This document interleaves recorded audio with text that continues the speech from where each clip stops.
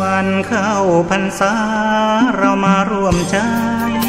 เลิกดื่มสุราเมลัย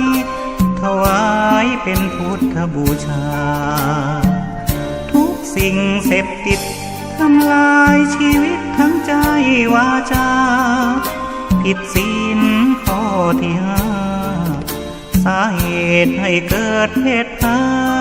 ยใช้สติไตรตรองให้ลองคิดดูเหล้ายานั้นคือศัตรูก็กินทรัพย์สิน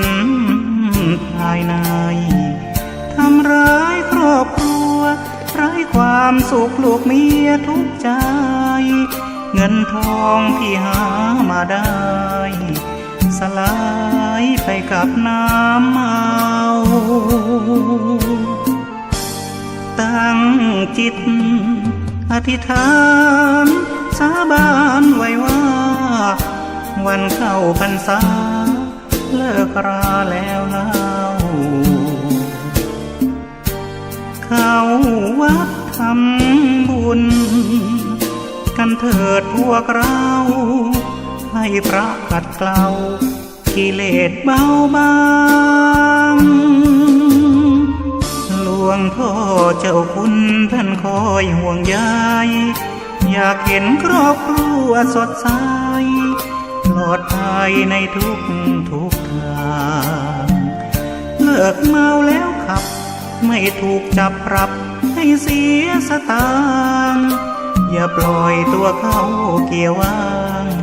เสริมสร้างชีวิตครอบครัว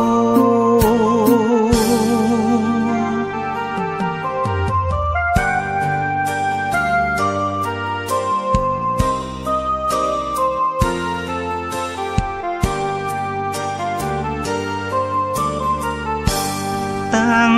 จิตอธิษฐานสาบานไว้ว่าวันเข้าพรรษาเลิกราแล้วเล่าเข้าวัดทำบุญกันเถิดพวกเราให้พระขัดเกลากิเลสเบาบางหลวงพ่อเจ้าคุณท่านคอยห่วงใยอยากเห็นครอบครัวสดใสปลอดภัยในทุกทางเลิกเมาแล้วขับไม่ถูกจับปรับให้เสียสตางค์อย่าปล่อยตัวเขาเกี่ยวว่างเสริมสร้างชีวิตครอบครัว